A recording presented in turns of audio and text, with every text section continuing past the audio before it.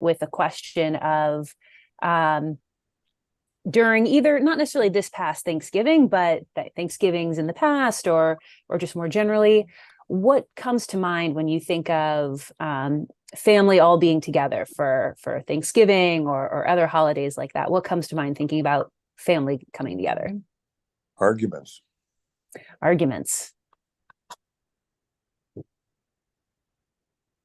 Lucky. Lucky, is that what you said? Mm-hmm. Yeah. Lucky I was going to say lucky, but also I think that if your family doesn't live nearby or, in the same city and can't be together, then I think you're really dear friends. Mm.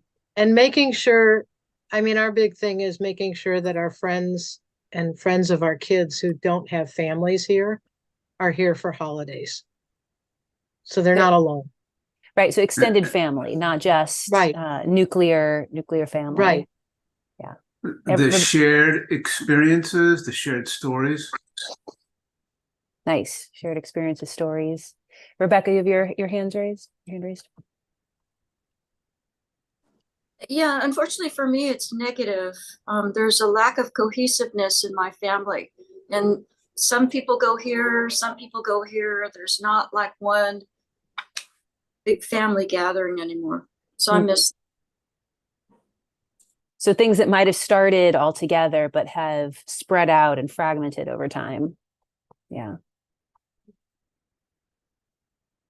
What else? My mother's sweet potato pies. Nice. Was that just for Thanksgiving or was it for other holidays? Mainly Thanksgiving, she does it. Nice. So our favorite recipe is that certain family member, right? Only they can make it just the way it's supposed to be. Yeah. Yeah, Pania? Well, I was thankful that I'm able to still walk. So we took off, Talia and I, because everybody else had other commitments, and I don't fly. So we went to Ohe, the place, the two of us, a spa place, and then we sent pictures to everybody to see how good of a time we're having. Got a massage and all this stuff. Nice. And came home after 4 days, very happy. And when you are happy, you love everybody anyhow, and that's it. Yeah. So doing things a little under the radar, not necessarily, just doing something that was good for me for a change. Yeah. About time. Yeah, absolutely. Always worry about the children and the grandchildren. They take care of themselves already. They're adults. So yeah. So pressures from different generations and That's it. Okay. So I think of as well expectations. I think sometimes we have either thinking this is going to be so amazing, we're all going to be together, and then things don't necessarily happen quite as we think. Or I think sometimes someone opened, I think, by saying arguing. I think that was right. Sometimes like when family comes together that's not together very often, the things that have been simmering under the surface for the last 6 months, all of a sudden you're all in a room together, and maybe we just kind of play nice and keep quiet and we all just have this, there's the elephant in the room the whole time. Or maybe it comes to a head and there's a big, someone says, pass the butter the wrong way. And then you get a big blow up at the table.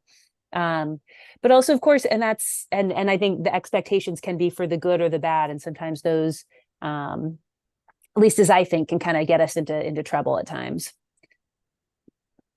So I asked this question to frame the parsha that we're going to be looking at, and in particular the specific chunk of text. So we are in the parsha is Vayishlach. So we are in the part of the story where Jacob has left his home, he has gotten married, gone through all of the challenges with Laban, with his father-in-law. He's married Rachel and Leah. and he's had all of his children. And so, but they have now kind of gone their separate ways. They left Laban's household and they went off to make their own way in the world. And they're starting to make their way back to the land of Canaan, back to the promised land where the Jewish people were told by God, right, in the Genesis story to be. And so Jacob is now going to come face to face with his brother Esau, who he has not seen since he last, completely, like to put it in layman's terms, screwed him over, right? And Esau was so angry that Jacob had to flee for his life, essentially. So now Jacob knows he's going to encounter Esau. And so we're going to look at sort of the build up to that encounter, which also includes, we'll look at in particular the story of the wrestling with and that's the question I want to leave open, is the wrestling with I'll put the angel, right? And one of the questions I want us to explore is, who is Jacob wrestling with, right? And we'll look at some traditional interpretations and commentaries that look at that question. But then I also want us to consider some other ideas as well. So that is our plan for now. I'm going to put the source sheet back in the chat again, just for folks who might have missed it. But I am going to share my screen. Whoops. So we can take a look at the text. All right. So just to start, I wanted us to read the beginning part, kind of setting the stage for this encounter between Jacob and Esau. Would someone like to read the first couple paragraphs in English?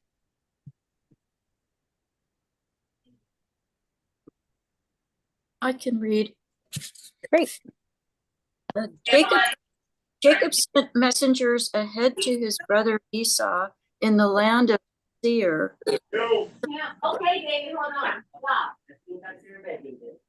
The country of Edom, and instructed them as follows: Thus shall you say to my lord Esau, thus your servant Jacob, I stayed with Laban and remained until now. I have acquired cattle, asses, sheep, and male and female slaves, and I send this message to my lord in the hope of gaining your favor. The messengers returned to Jacob, saying, we came to your brother Esau. He himself is coming to meet you, and his retinue numbers 400. Right. Why don't we read this next paragraph? Jacob was greatly frightened. In his anxiety, he divided the people with him and the flocks and the herds and camels into two camps, thinking, if Esau comes to one camp and attacks it, the other camp may yet escape.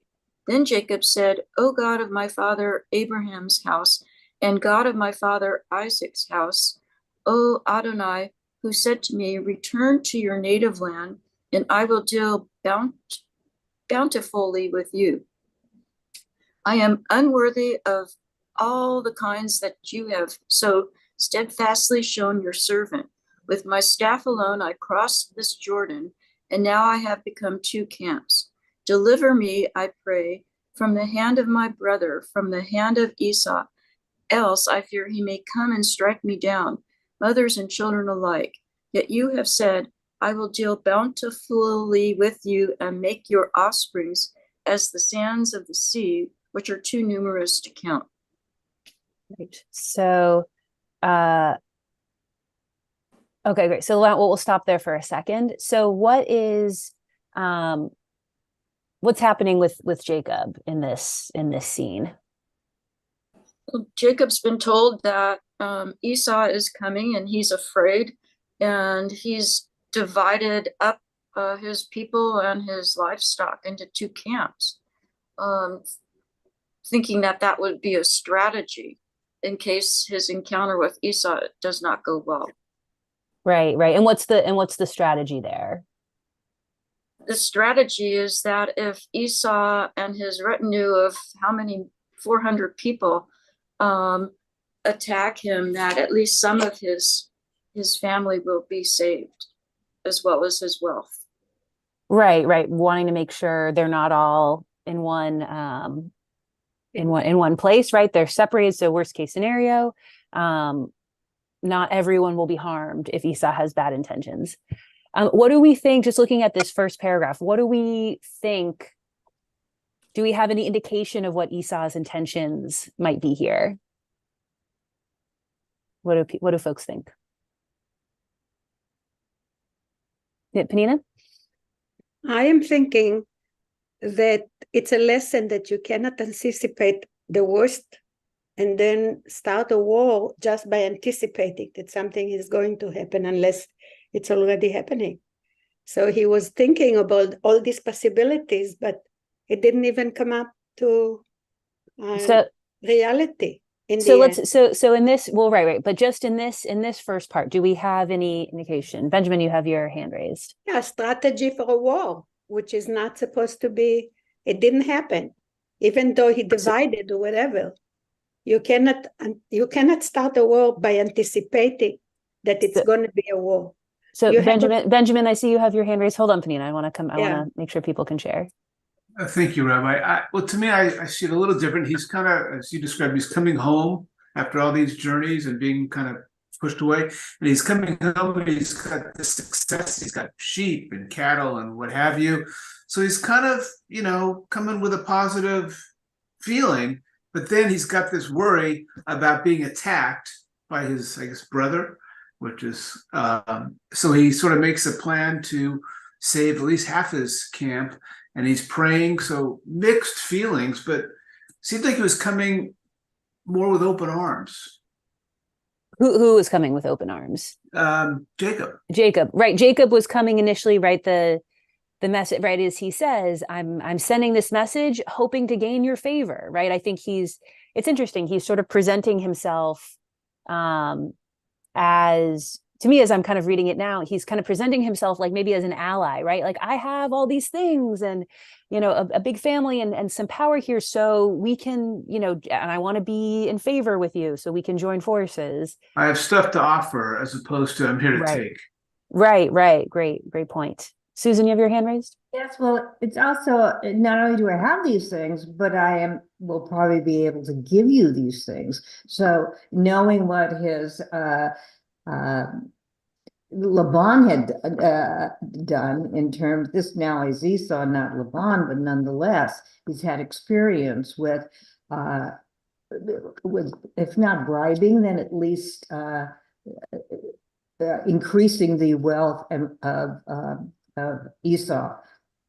Yeah, and I think that's a great point, bringing up the Laban recent history, right? So Jacob recently has just experienced his father-in-law, who is a manipulative extortionist, right? Who tricks him into marrying the wrong daughter and spending an extra 7 years.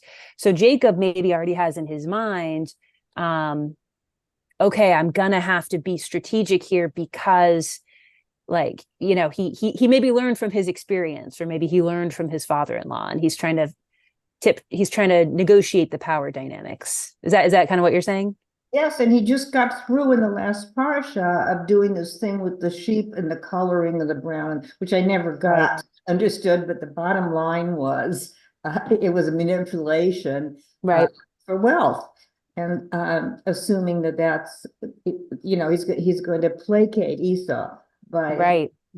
But I'm wealthy and I'm going to share. He doesn't say I'm going to share, but that's the implication. Great. So that is a great time to move on to. I want to go to this next paragraph here. Someone want to read for this after spending the night there?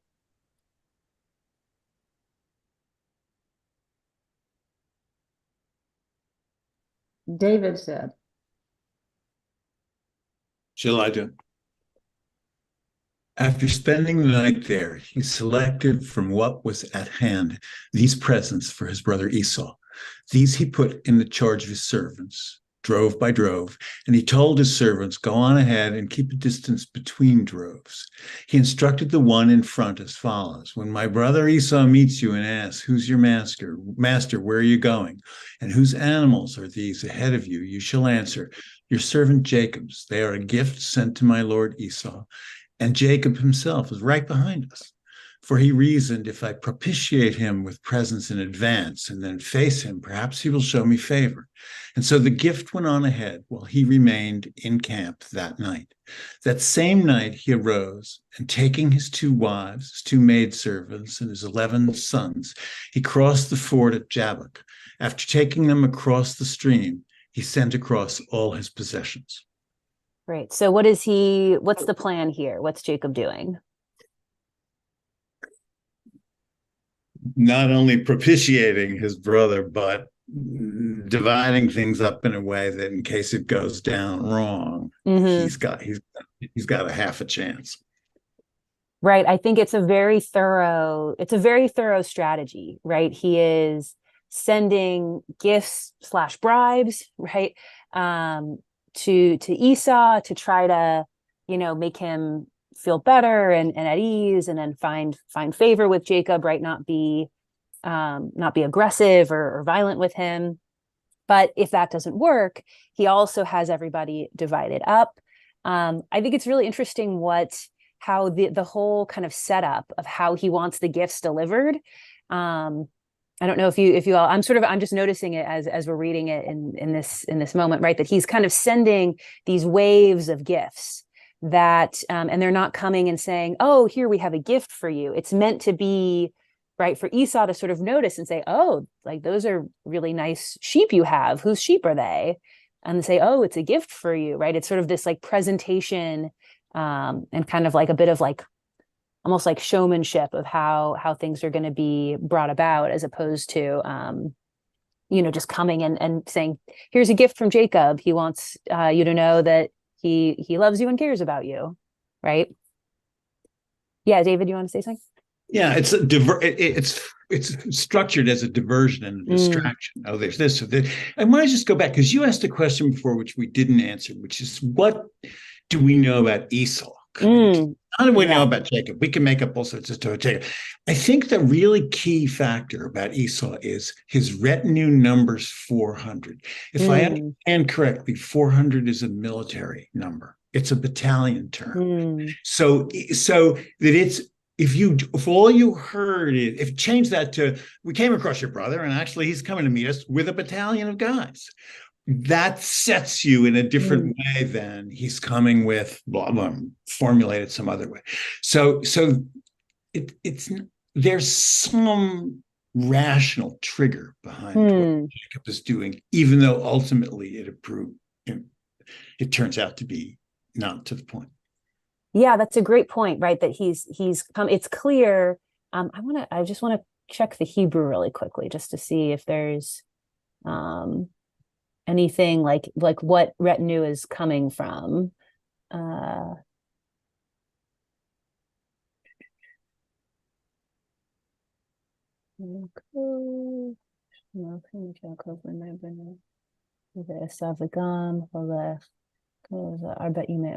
it says ish imo. So that means it's 400 men with him. But it could be people, it could be men. But I think you're right that there's sort of a it's not necessarily saying there's 400, right? It's not necessarily he's saying he has an army of 400, but they're saying he has a lot of people with him, which could either be great. He has a whole group of people, just like Jacob. They're traveling around with like he's gathered a lot of people with him, or it could be a potential threat.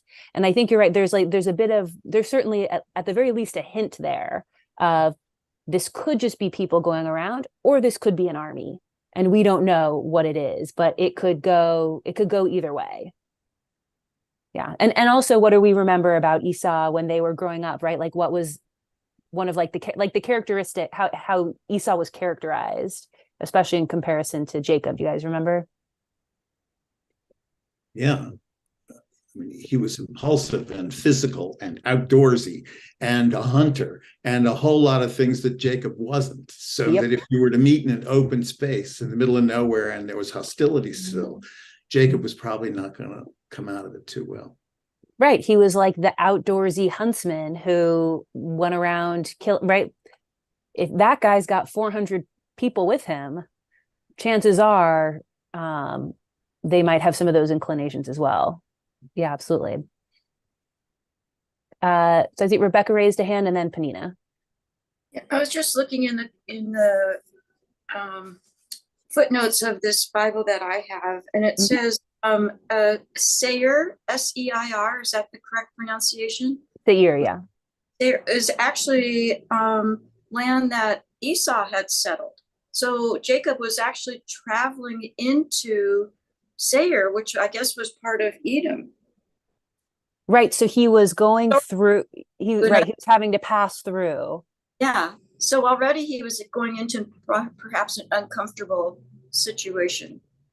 Right. And that's part of, and I think, and that's part of the blessing that Jacob is saying here, saying, God, you told me to go back to my native land and I'm heading back there, but this is the path I have to go. And I'm running right into this guy who's got 400 men with him. And last time I saw him, he was not so happy with me.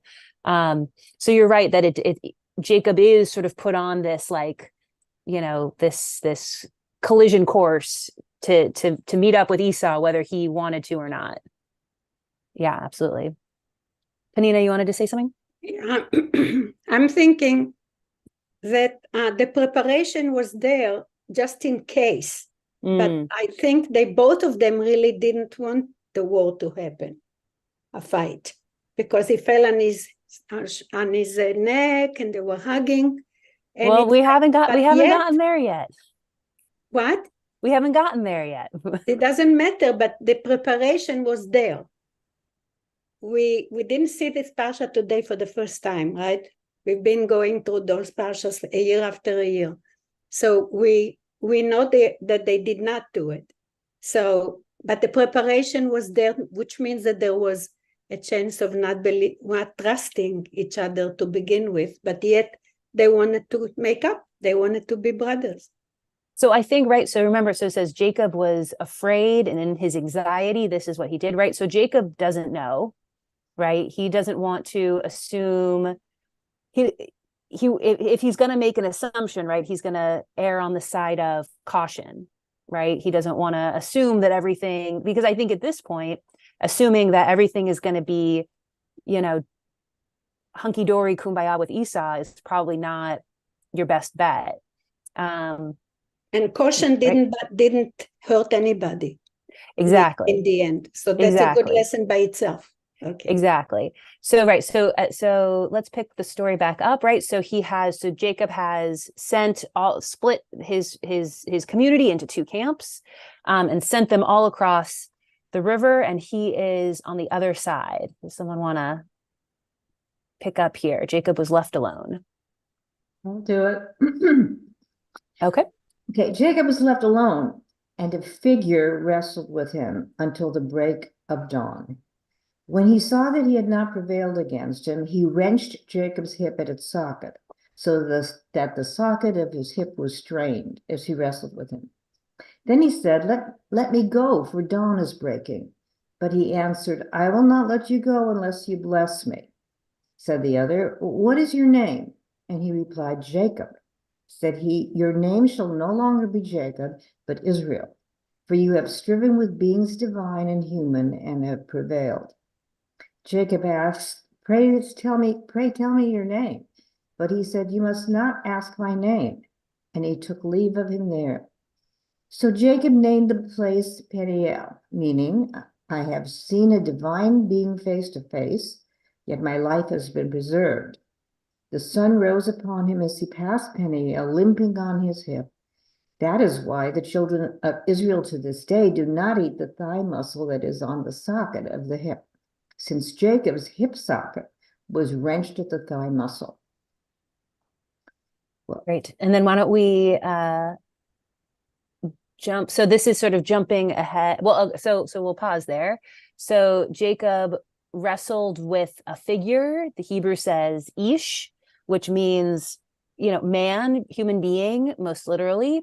But we don't know. That's sort of all that we're given. They wrestle, and then after Jacob seems to be prevailing, so much so that the figure has to throw a dirty move and wrench his hip out of the socket, right?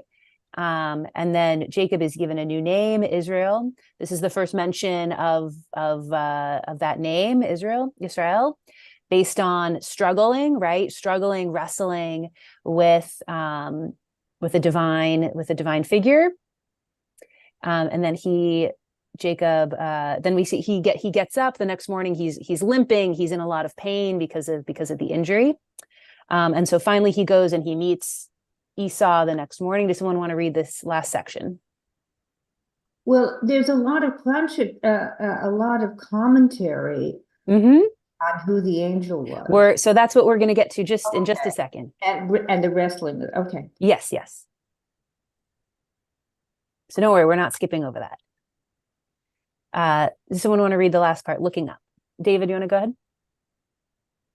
To turn my sound on. Looking up, Jacob saw Esau coming with a retinue. He divided the children among Leah, Rachel, and the two maids, putting the maids and their children first, Leah and her children next, and Rachel and Joseph last. He himself went on ahead and bowed low to the ground 7 times until he was near his brother. Esau ran to greet him. He embraced him, and falling on his neck, he kissed him, and they wept. Right. So here's the culmination, right? Of all of the stress and anxiety and leading up to this point, right? So how does it go in the end?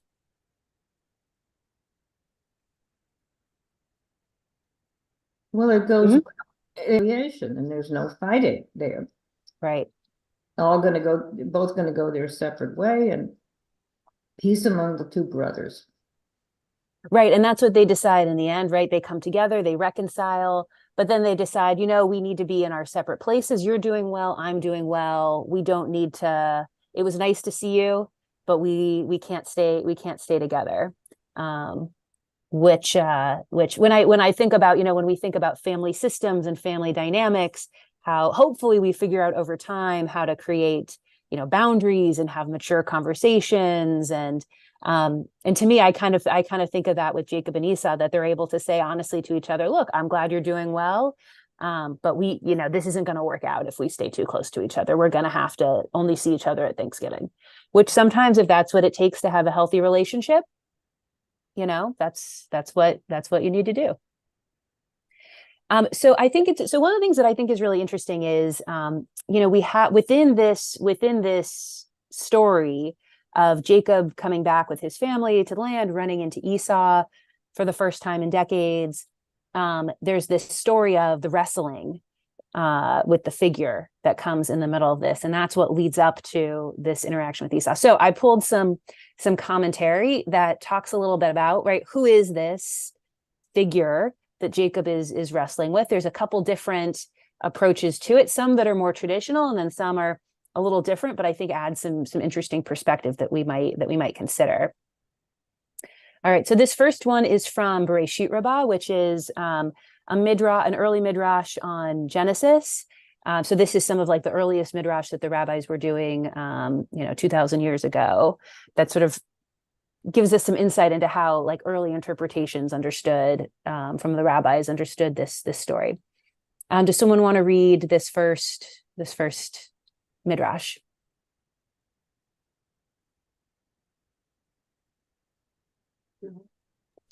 I will. Rabbi Hannah ben Rabbi Hannah said, it was Esau's guardian angel. That is what he said to him. For therefore I have seen your face as the sight of the face of angels, and you welcomed me. He saw that he could not prevail against him, and he touched the joint of his thigh. The joint of Jacob's thigh was dislocated as he wrestled with him. This is analogous to an athlete who was standing and wrestling with the king's son.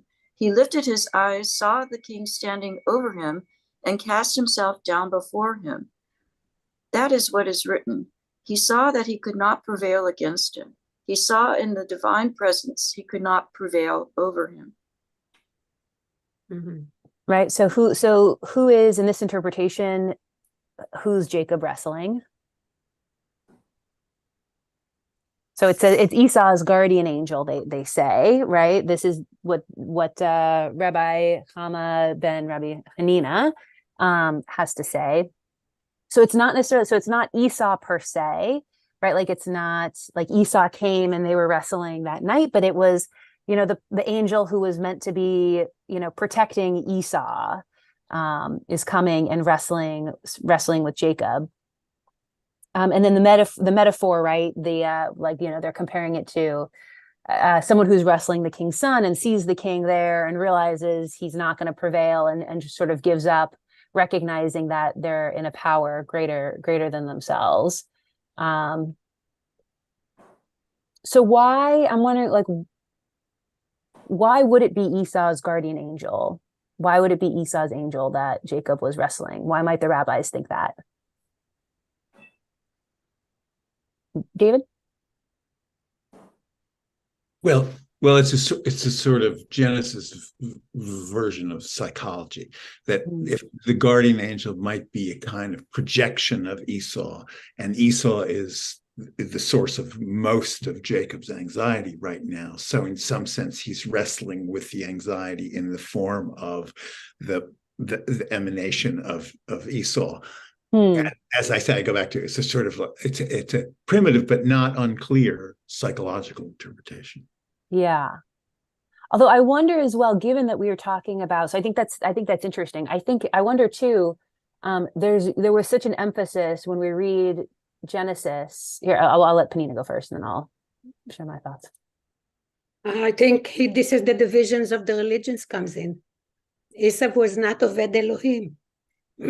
He was not the one who believed in the same God that Jacob is believing. That's why they're wrestling with the angels.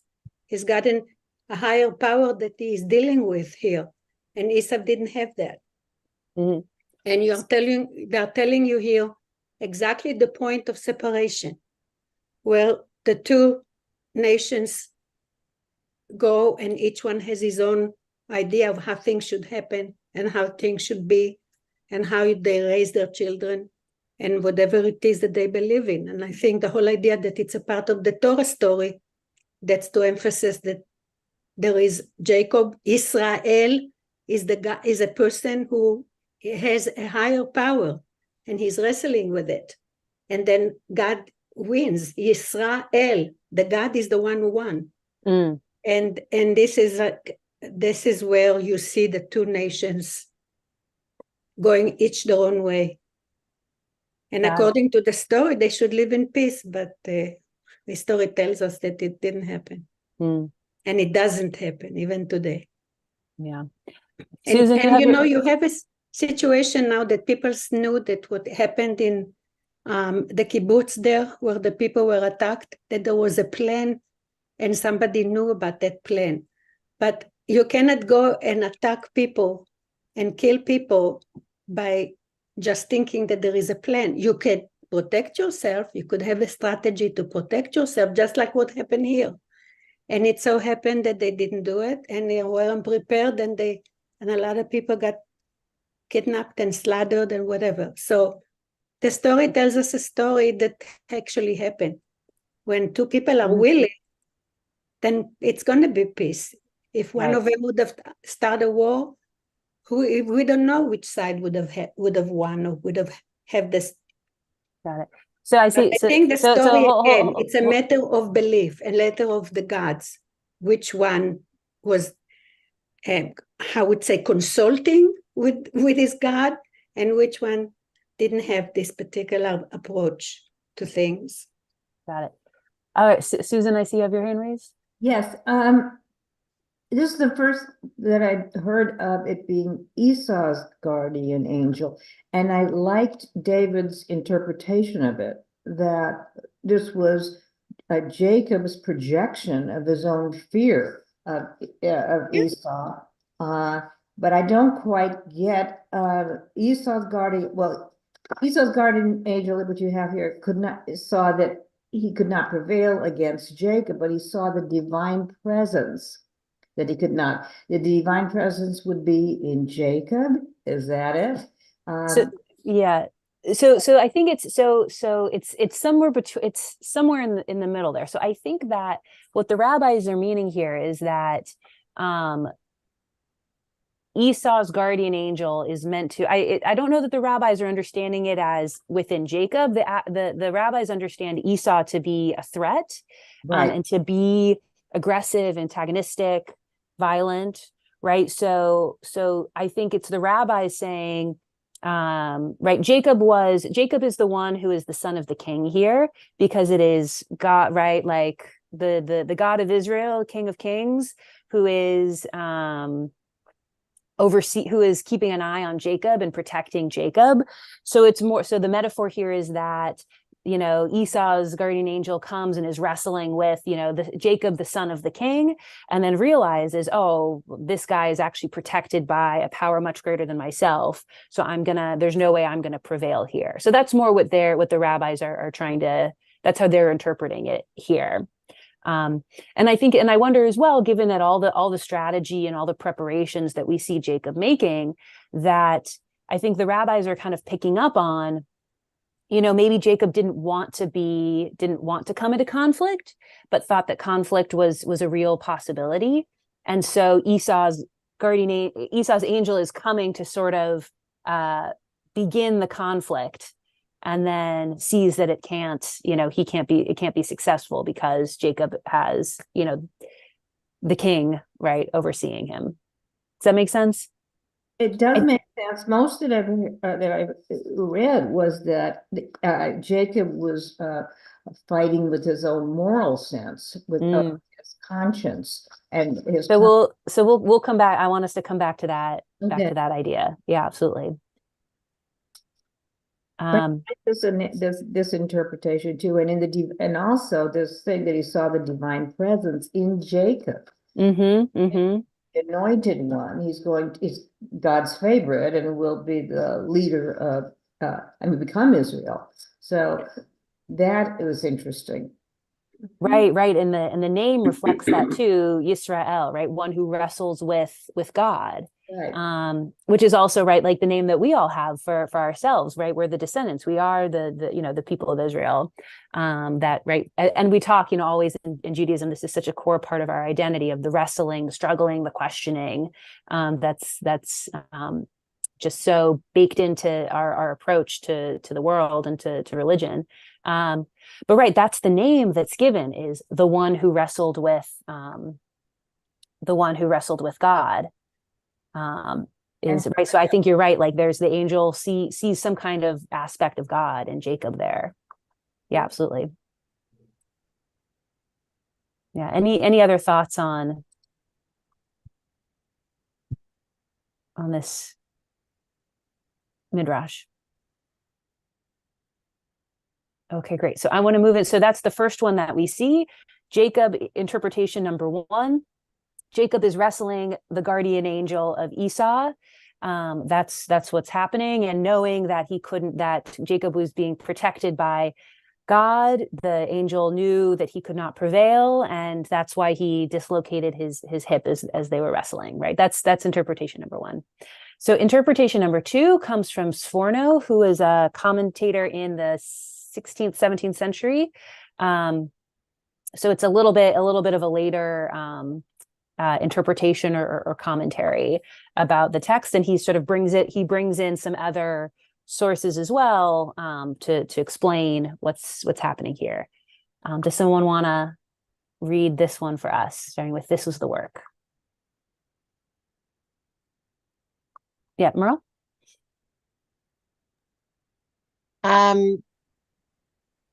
This was the work of an angel at the instigation of God. The description is parallel to Kings 2:13 and 17.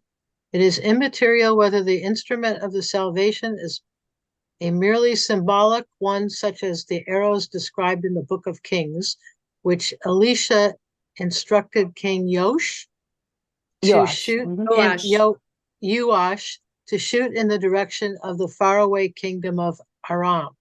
Salvation occurs at the end of a period of ups and downs, and though Yaakov Israel suffered many reverses in his struggle with Esau, in the historical global struggle between the two philosophies, in the end Yaakov triumphs.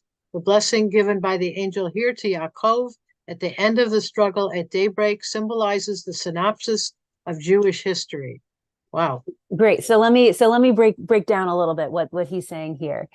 So the first thing that he's saying is he's comparing it to this moment in Kings 2, chapter 13, in which Elisha the prophet tells Joash to shoot an arrow towards the kingdom of Aram, bringing their destruction. And this is meant as, right, this is a sort of a symbolic act that has the power to be fulfilled.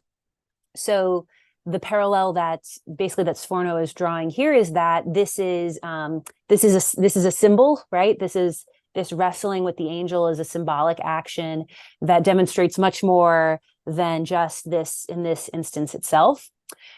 So Esau, as in with the rabbis and later commentaries, Esau sort of becomes the figure of represents all Gentiles, basically, and especially those who are trying to bring the destruction of the Jews. So it's sort of used as a code word, either Esau or Edom, where Esau and his descendants lived, is used as a code to talk about the Romans, to talk about Christians, to talk about whoever it is who is antagonistic towards the Jews in that particular period. So it's one of the ways that, when you were under, the thumb of the Romans, you weren't going to be writing all these stories of, right, and this demonstrates how Rome is terrible and our God is going to get one over on them, right? They had to do it in code. So they would say Esau or they would say Edom, right? So when he says here, salvation occurs at the end of a period of ups and downs,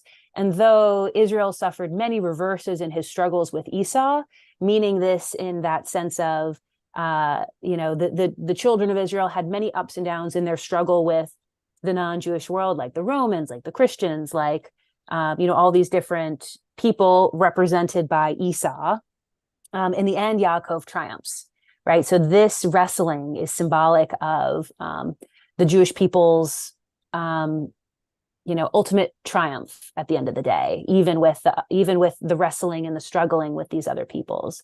And the blessing given by the angel here to Yaakov at the end of the struggle in the morning, right? Like when the sun comes out, when it's light, when the darkness has passed, symbolizes, right, the ultimate, the summary of the history of the Jewish people, right? Like that summarizes the story of the Jewish people. All right, what do we make of this interpretation? David, yeah. Well, like so much midrash like this, on the one hand, it makes perfect sense when you describe it, and on the other hand, it's the biggest stretch you could possibly imagine. What intrigues me about this is if this is taken as what you say right there, it knows more than the story knows. Correct. It's sort of interesting because one of the things, this is a sort of a key moment for Jacob, right? Before it's got delicacy and uncertainty built into it, this wrestling with the figure. It's like why every year you can read this and it's as engaging and ravishing as it was the year before. And yet the Midrash seems to know all of Jewish history and seems to encapsulate it in this story. So that's what's weird for me. I mean, I have no final point about this other than to say, yeah, it's really great. And ooh, what a strange interpretation. Right. And I think one of the assumptions that's part of this commentary that is a more traditional perspective that might come into conflict with our perspective is this is assuming, right, Sforno was writing this, just a couple hundred years ago. And he had the 2020 hindsight vision of knowing everything that was to come and was to happen. Now, of course, traditional Jews and commentators have the assumption that when these texts were written, when Torah was written, it was known what was going to happen, right? As God transcribed this to Moses at Mount Sinai, God knew all that was to come after, right? So what we have to do now is pick up the hints that God and Moses left for us that's baked into the story, which is why, right, it gets given this, which is interesting because then in this scenario, it has to be a metaphor in order for it to work for the future history, right? But that's the assumption, right? That's part of this commentary that we might, if we have a different understanding of the source of sacred scripture, we might chafe at a little bit. Yeah, absolutely. Panina, you have your hand raised? Yeah. Oh, you're muted. Panina, you're muted. Could you unmute? Okay, now? All good. Okay. You said something about picking up the hints. You know, there was a lot here that there weren't too many hints that they can go by at that particular moment, except their own feelings at wherever it is. I don't think that they built it on history. I think they built it on actual caring for each other, because the story of Abraham, and when it happened with Isaac and Ishmael, Abraham went back to live with Agar, and he actually stayed with her and had other children. So the background of Jacob or Isaac, where the father actually went to live with the other people, with the other partner that we are constantly kind of like trying to find some kind of a common ground and live in peace with each other. So here, when they say that he struggles with an angel, it's actually something that he didn't have any background, a set background that he could have relied on, that should give him the assurance that things are going to work well. So that's why they say that he wrestles with an angel. He has to literally wrestle with himself and see, because there wasn't any real dogma, like a good case example that he can rely on. So the fact was that this is where God comes in, because when you have no other way, it tells you here to rely on, you have to rely on what God presents for you. And the fact that he trusted that particular God that we are calling our God today maybe the Torah is trying to tell us that maybe that made the difference, because it's supposed to be El Maleh Rachamim, God full of mercy. And yet he remembers whatever the forefathers did, but we are still believing in El Maleh Rachamim, a God who is full of mercy. So that's very important to remember. I think that a lot of times people do things, especially now in Israel, they waited till something terrible happened to react. Yet we know that there was a plan that they knew about, but they couldn't go and kill people just because somebody made a plan. Right. So we are in the same situation. Okay, right. But this time it didn't work the same. Nobody hugged each other. That's it. Right. So and I think the rabbis and similarly, I think the rabbis don't, as they're writing their interpretations, the rabbis are assuming the worst of Esau. The rabbis are not because in part of like the way that Esau gets cast in the rabbinic imagination and used as a metaphor times in the head, like later, dealing with all these other people. Like the rabbis are sort of assuming the worst of Esau. They're assuming that he was trying to hurt Jacob. He's right. And it's only because, and so I think that's part of the interpretation is that they don't think Esau was going to be nice and favorable and loving, except for this sort of pre-encounter that happened before, which is kind of interesting. So I want to move to this last idea. Maybe after the exile of the Assyrian, or maybe after the exile of the Babylonian, depends when they wrote this. Right. I mean, it's much after when they wrote that. So they already experienced it. So that's what it is. So there you go. So the last idea that I want to bring in is what we were sort of talking a little bit about, like taking a psychological perspective on it, which is a little bit more, which may, in back when these commentaries were written, didn't exist in the same way that we think about psychology and psychological theory today. But what I wanted to come back to was this idea of within Jungian psychology, which is also the basis of Myers-Briggs personality types. I don't know, has anyone done a Myers-Briggs personality typing? I see Merle nodding ahead. Yeah, a couple of folks, right? So Jungian psychology is the foundation of that. So within this, so Jung had this idea that there is the persona, right? It is our core personality we have different functions that some are more of our strengths, some are more of our weaknesses. But within that, there's the flip side, which is called the shadow, which is not necessarily, which is a little different than the subconscious that Freud had. The idea of the shadow is basically, it is sort of like whatever personalities whatever character traits are like our strengths and the things that we tend to be the most sort of forward-facing ways that we see the world and go about the world. The flip side of those traits is the shadow, and it's the attributes that we all have, but we can never really control it. It kind of lurks in the back and comes out when we're upset, when we're scared, when we're unsure, when we're uncomfortable, when we get rubbed the wrong way, and we respond in a way from the shadow instead of from the persona. And so I think that's an interesting idea. So here is just a little like one-off about the shadow that I think can help frame thinking about who Jacob is wrestling with. I'll read this one. Complementary to Jung's idea of the persona, which is what oneself as well as others think one is, right? Our kind of core identity. The shadow is that hidden, repressed, for the most part, inferior and guilt-laden personality whose ultimate ramifications reach back into the realm of our animal ancestors. If it has been believed, so the shadow is the sort of this like inferior, our weaknesses and things that we respond from a place of guilt or pain or trauma.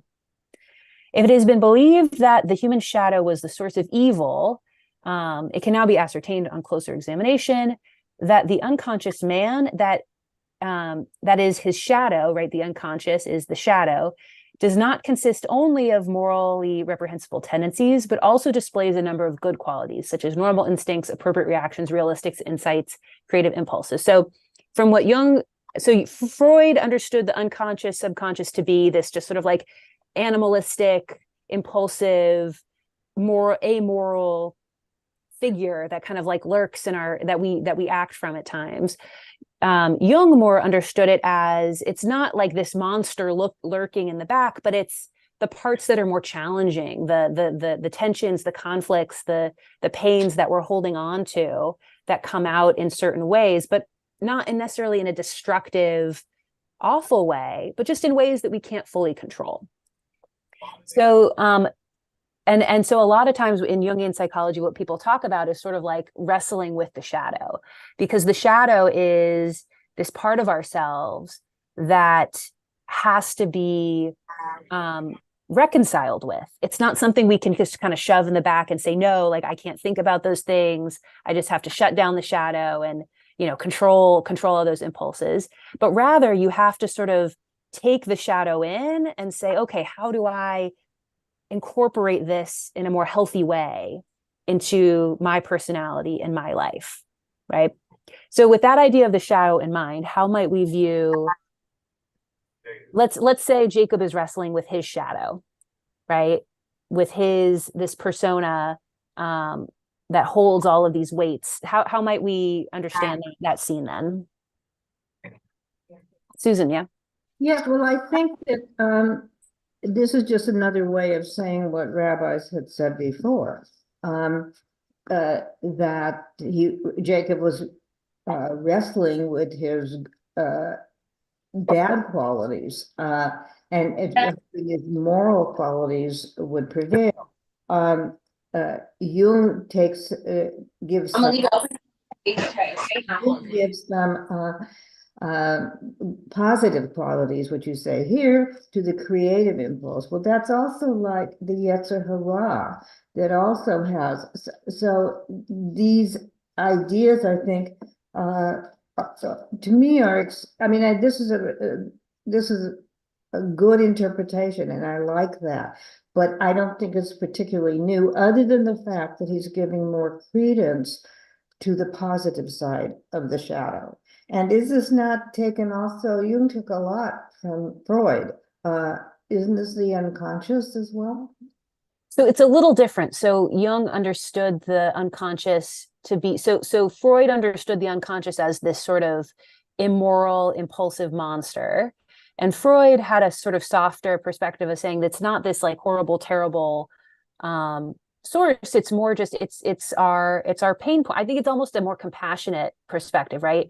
These are our pain points. These are our traumas, right? That at the end of the day, we don't say we shut out the trauma and we don't think about it, but we actually have to think about, okay, how do we reconcile that with the light in us, right? With the persona, right? The positive, creative personality. And then what is CW9, the source of this? Because Jung wasn't very friendly to Judaism. He was no. Yeah. So Jung is this is just from his work. This is what? From his work. I'm not sure exactly what they're citing, but so the CW, I don't know what the source is, but a pro-Jungian source would present Jung in a positive light and not really necessarily deal with his anti-Semitism. Well, right. So and Jung is not talking about this story in any way. He's just talking about personality. Rebecca, go ahead. Well, I'm going to bring it back to your opening statement about how we feel about Thanksgiving, because someone has suggested to me, because I feel every Thanksgiving I'm wrestling with the fact that the family's not together anymore. And someone this year actually suggested to me that I haven't recovered from my grandparents' death, my father's death, and that I think I need to stop wrestling with the fact that the family's not a cohesive unit anymore, and just be glad or be happy with the family that I am able to spend Thanksgiving with. And maybe that's what happened here in this particular Bible story also, that we cannot always wrestle with the events in our lives. At some point in time, we just have to kind of acquiesce or give in or cede to the moment. Yeah, and I think and I think just acknowledging the reality of where things are, and even when it's painful and difficult at times, right, the more we fight it, the more we struggle with it and there's the struggling to sort of bring it all together, and there's the struggling to fight, right? And I think those are two different things. And I think that's something that they're trying to point to in this story. And I think this is right. To me, it comes across, right, that it's Jacob struggling with his subconscious, right? It's him struggling with the ways that he harmed his brother, the nasty, terrible things that he did, and how he can now he's going to come face to face with all of the things that he's been running from for 20 years. Right. And the same way how, when we come into Thanksgiving and we know something's been simmering under the surface, we're a little worried, and we might be more reactive. We might be more scared because we're just not sure what's coming, but we're struggling to deal with that when it comes to a head. And I think as well, one of the I've heard this story. I worked for a little while at Beit Teshuvah, the Jewish-based addiction recovery center in LA. And this story of the wrestling of Jacob is told as the story of addiction recovery, that all of these like fragmented pieces of yourselves, right? All of the terrible things that when you're struggling with addiction, you've done in your life. And if you want to go into recovery, you have to face them, and you have to struggle with them, and you have to figure out how to integrate it back into your life. And I think that's a really powerful way of thinking about this story, is for all of us, right? How we wrestle with the things that the bad things that we've done, right? And the the pain we've caused, and how do we bring that understanding of who we are and the bad things we've done in the world when we have to come and face them. I think that's something that we deal with all the time, right? And I think that can be and I think this is a really powerful story that helps us figure out how do we address those things in those moments in our life when we have to come face to face with our challenges and with the difficulties we've caused. Yeah. So I'm mindful of the time. It's 1:03, so I don't want to, but I see that Penina has her hand raised. But I'm mindful of everyone's time. Yeah, finally the gardener went away. I couldn't hear myself even think. I think also the story is a background later on to the claim to the land, because Jacob is the one who divided the territories to the tribes. So Esau went away completely to a different area, and Jacob went back to whatever it is that later on became the division of the tribes of where to settle in the land of Israel. So the connection between the God that he wrestled with and the territory that he wound up with, archaeologists said that it was totally, you couldn't separate the others, that the religion and the state and the state where it was developed could not be separated. It's one. So it also gives you the background of Jacob going to a different direction. Later on, he's the one who divided where every tribe is going to settle. Right. It was accepted for many years. Right. So I think. So the story is right. It's powerful, and it connects to a lot of things, right? And I think A lot of things. This gives you the background to everything that happens after. Right. And I think ultimately it's core to our identity as Jews, right? That we struggle. Definitely. And so I hope for this Shabbat, I hope it is restful and rejuvenating, and but also, I hope whatever struggling you take on, I hope it is not in the negative way, but really in the way that we've done as a people for thousands of years, of struggling for meaning and for connection and for questioning and always wanting to learn more and understand more.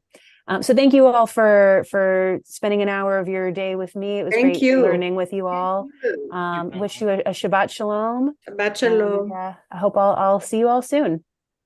Thank you. Amen. Right. And your Take care. Teshuvah comment. And Chag Sameach for Chanukah. And meaningful. Mm. I like that. Thank you. Yeah. Thank you, Rabbi. Thank you. Thank you. Take care.